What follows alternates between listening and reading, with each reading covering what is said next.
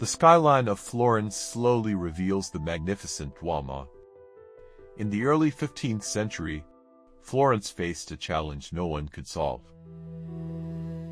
Its magnificent cathedral was nearly complete, yet no one knew how to build the enormous dome that would crown the structure.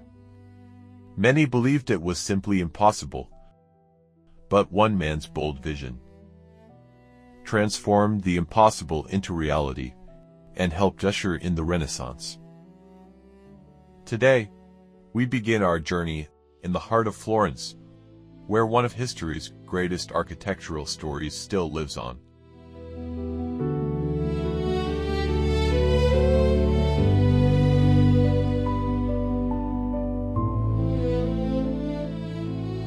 Standing before you is the magnificent Cathedral of Santa Maria del Fiore, better known as the Florence Duomo, the symbol of the city.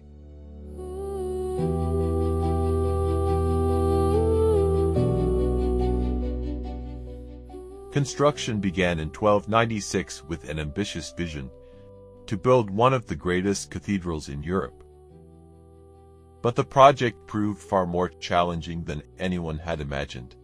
Over the next 140 years, generations of architects and craftsmen devoted their lives to its construction. The greatest challenge was the enormous dome at the center of the cathedral. At the time, no engineering method existed to span such a vast space, and there wasn't enough timber to build the massive wooden scaffolding that seemed necessary. Many believed the dome could never be completed. Then an architect named Filippo Brunelleschi proposed an extraordinary solution.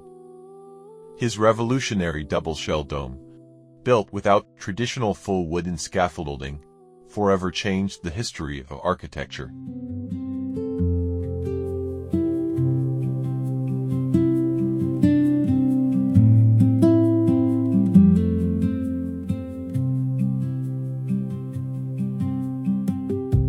What makes the Florence Duomo truly extraordinary is not just its impressive size. This magnificent red brick dome has stood for nearly 6 centuries as one of the greatest masterpieces of Renaissance architecture. In Brunelleschi's time, most people believed such a massive dome could only be built with enormous wooden scaffolding. But Brunelleschi challenged conventional thinking. He designed a double-shell dome and used an ingenious herringbone brick pattern, allowing the structure to support itself as it gradually rose skyward. It was a revolutionary achievement that changed the future of architecture. When completed, it became the largest masonry dome in the world, a title that made it one of the greatest engineering achievements of its age. Even today, architects and engineers continue to study its remarkable design with admiration.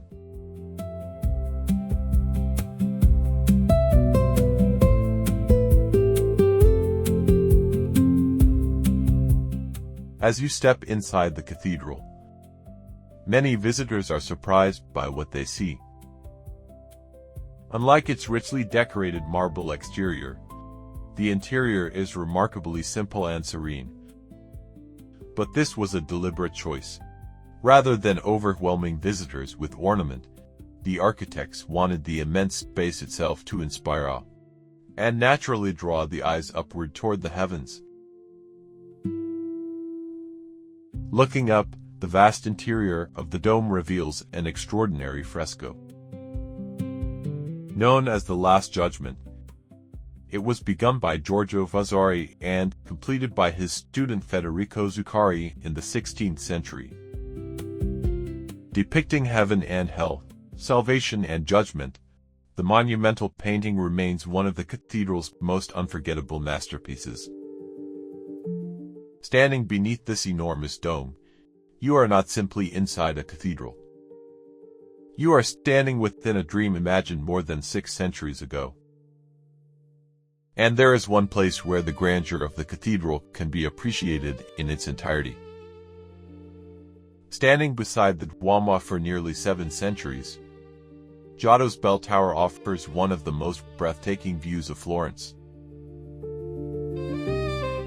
Standing gracefully beside the Duomo, Giotto's bell tower is one of Florence's finest architectural treasures. In 1334, the city entrusted its design to Giotto di Bondone, the most celebrated painter of his time. Choosing a painter rather than an architect for such an important project was an extraordinary decision. Florence was not simply building a bell tower. It sought a monument that would reflect the city's artistic ambition and civic pride. Although Giotto passed away before the tower was completed, his vision lived on through his successors, eventually becoming the elegant masterpiece we admire today. Clad in white, green, and pink marble, the tower harmonizes beautifully with the cathedral, creating one of Italy's most iconic architectural ensembles. Reaching the top requires climbing 414 steps. There is no elevator, but with every step, the beauty of Florence unfolds a little more. And when you finally reach the summit, the most unforgettable sight is not the tower itself, but Brunelleschi's magnificent red dome rising before your eyes. Yet the story of Piazza del Duomo did not begin with the cathedral or the bell tower. Long before either of them was built, another remarkable building had already stood at the heart of Florence's spiritual life. Standing before the cathedral and Giotto's bell tower, the Baptistery of Saint John is one of the oldest buildings in Florence. Although the present structure was completed between the 11th and 12th centuries, this site had already served as the city's spiritual center for centuries. For generations, the people of Florence began their lives here through baptism. Among them was Daniel Alighieri, who is traditionally believed to have been baptized in this very baptistery. More than a religious monument, this is a place where countless personal stories began. The baptistery's most celebrated masterpiece is its eastern bronze doors. Admiring their extraordinary beauty, Michelangelo is said to have called them the gates of paradise.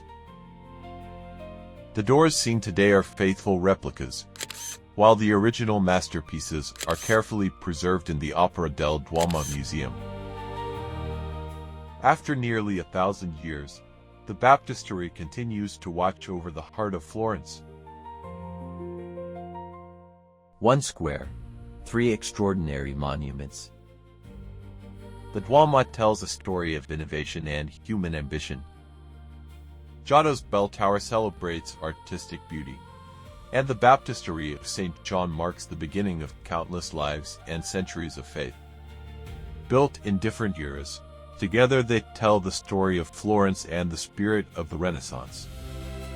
People come here not only to admire magnificent architecture, but to experience a place where history, art, and human achievement continue to inspire. Even today, Florence still whispers its timeless story to everyone who walks through this remarkable square.